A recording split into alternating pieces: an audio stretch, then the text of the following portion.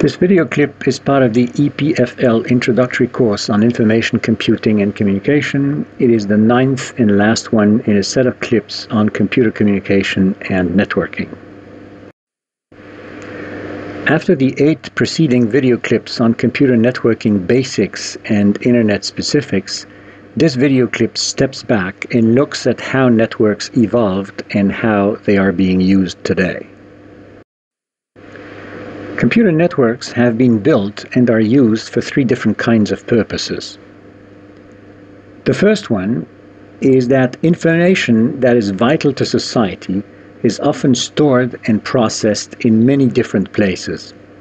Networks are therefore essential to allow computers processing such information to communicate with computers where the information is stored.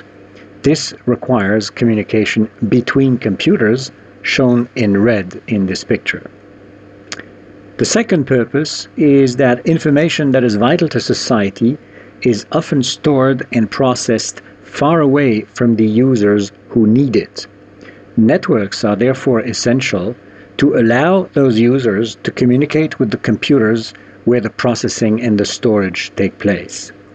This therefore requires communication between users and computers, shown in blue on this picture.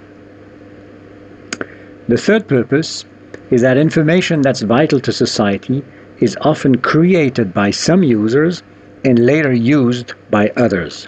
Networks are therefore essential to enable users to communicate among themselves, as shown in green on this picture. This slide will briefly review the evolution of those 3 types of networks and their uses. Again shown in blue are networks that were designed for user-to-computer communication. The oldest types of networks of that sort have been built in the 60s to link one computer in the large data center to its closed community of terminals.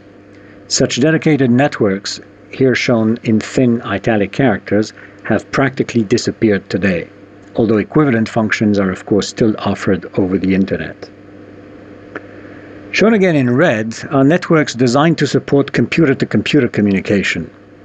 The oldest type of such networks, built in the 70s, allowed computers in different data centers to communicate with one another to exchange data and share processing loads. ARPANET, the ancestor of today's Internet, was switched on October 29, 1969 as the first such network, linking 4 data centers in the United States. Such dedicated networks have also practically disappeared today, although of course Internet still offers those capabilities, as will be seen. Thanks to the spread of mini computers and the emergence of intelligent personal computers, as opposed to dumb terminals, which didn't have any intelligence, any processor chip inside them, the 1980s saw the rise of an improved form of user-to-computer networking, which was called client-server networks, and linked together client PCs to mini-computer servers. As will be seen, client-server computing is still a very popular paradigm, heavily encountered on the Internet today. At about the same time, it became increasingly desirable to interconnect mid-size computers so they could engage collectively in distributed computing tasks. The late 80s and early 90s saw a significant investment in the second generation of computer-to-computer networking. Although distributed computing is more important today than ever, the distributed computing networks of those past days have largely been replaced, as will be seen. Shown in green again are networks designed to provide inter-user communication. Aside from the old telephone networks, which are by definition aimed at user-to-user communication, the first so-called peer-to-peer networks, allowing people to communicate directly through their personal computers, with or without an intermediate server, did not emerge until the 90s, and while some disappeared in the meantime, many more have emerged and are still thriving on Internet technology. Enter the Internet itself in the late 80s and its web in the early 90s, which basically flattened all pre-existing network paradigms. While Internet protocols imposed themselves as standards, data center managers figured out that it was much more complicated to manage large populations of heterogeneous PCs than it used to be to manage homogeneous populations of dumb terminals of the past. The HTTP technology allowed these people to regain control of heterogeneous PC populations by configuring them all as so-called thin clients. Such PCs came with minimal hardware and just a canned browser, allowing their users only to access web servers over HTTP. In effect, this was a return to the almost dumb terminals of the 60s under a new web disguise. While HTTP is still around, it has evolved in a way that browsers have become like software motherboards into which all kinds of additional plugins and scripts must be loaded. The original world of the web has thus been completely overhauled by a second generation of web technologies, often referred to as Web 2.0. Beyond replacing the original client-server HTTP by increasingly powerful versions, Web 2.0 technologies have also replaced the distributed computing technologies of the 80s by a new form of HTTP web-based computer-to-computer communication protocols. And this leads us to the world as we know it today, where all three networking paradigms are supported together by the so-called cloud computing paradigm.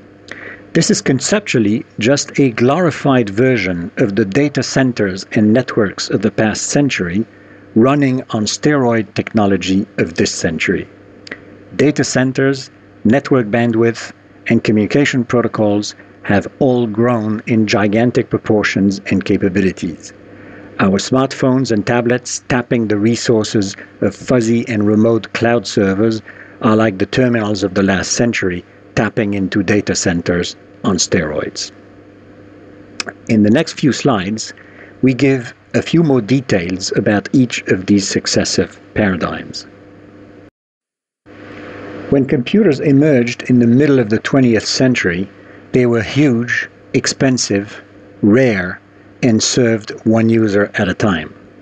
They also required so much power that they were called dimmers because the lights went down when they were turned on. Users brought their work to the data center in the form of decks of punch cards and collected the results on paper hours later. It is not until the 60s that computers became shareable and users had the opportunity to submit their work and collect results over a network of terminals. Those terminals were, however, totally void of any computing power. Not only all the so-called back-end data management and the application processing took place on the central computer, but even also the so-called front-end processing to absorb user input and return properly displayed results on the screen was done all by the central computer.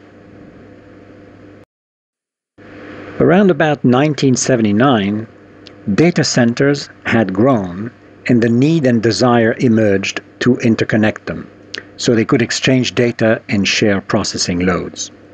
So were born the first computer-to-computer networks, originally connecting machines through direct phone lines equipped with very slow modems. With the emergence of mini computers in the 70s and then personal computers in the 80s, one has witnessed a progressive move towards a world of more smaller data centers, offering mini computer services to larger populations of users operating PCs. Part of the front-end processing and even some application work formerly done by central computers was thus offloaded to increasingly powerful PCs. This has become known as the client-server paradigm. Towards the mid-80s, the client-server paradigm underwent a similar transformation to that witnessed 10 years earlier in large data centers. It became desirable to enable servers to communicate among themselves to exchange data and workloads.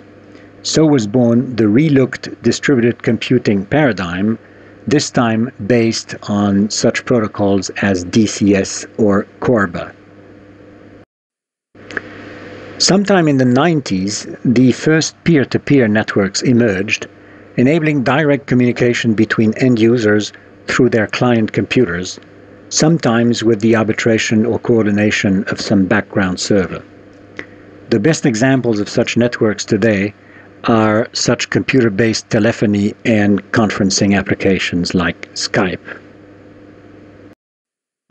With the advent of the web in the early 90s, client-server protocols of the past were progressively replaced by the HTTP web protocol.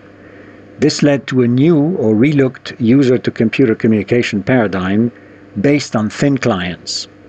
The thin clients were more intelligent and not as simple to install as the dumb terminals of the past, but at the same time they were not as powerful and simpler to maintain than full-fledged PCs. The original HTTP protocol was, however, restricted to plain client-to-server communication. Yet again, the world was begging for a web-based protocol for computer-to-computer communication to replace the distributed computing of the 80s. The so-called web technologies, Web 2.0 technologies, promptly emerged to fill that need. The latest computing and networking paradigm then evolved progressively over the start of this century towards what is called today mobile and cloud computing. On one hand, the number of smartphones and tablets sold in the world has now vastly surpassed the number of PCs, so that life on the internet and the web is completely driven by such devices much more than by PCs.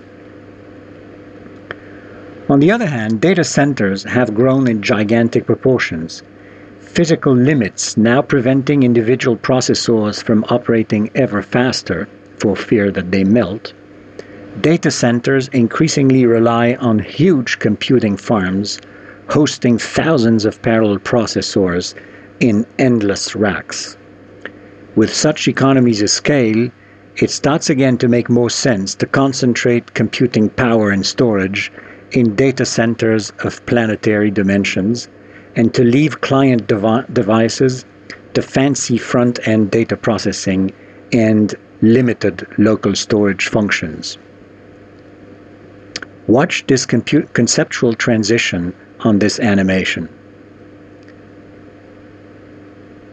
In that sense, the cloud and mobile computing paradigms complement and reinforce one another in an almost ideal way. The user devices of today are of course order of magnitude more powerful than the data centers of 50 years ago. Any smartphone packs more power than the computing infrastructure of the NASA moon landing in 1969. And today's cloud data centers are so power hungry that they need to be located next to power plants or have their own power plants. The combination of these two technologies is, however, awesome, impressive, promising, and at the same time threatening, as we will see in the last video set on IT security. Today's cloud computing thus offers a zoo of applications for user-to-computer, computer-to-computer, and user-to-user, possibly through computer communication. These applications are capable of handling any kind of data, from text to graphics, images, animations, audio, video, etc. They offer users all kinds of connectivity models, one-to-one, one-to-many, many-to-many. They allow synchronous as well as asynchronous communication. Some allow logging all ongoing communication, others do not log anything. Some follow a push paradigm, pushing information to users who may not always want it. Others follow a pull paradigm, letting users pull only the information they want when and where they want it. Some provide full and automatic backup and synchronization of all data, others do not. Some offer users the ability to help index, classify, evaluate, rate, and/or comment on data. Some offer the possibility to vote, make collective decisions, or steer the course of things. The opportunities are infinite, promising, and sometimes scary.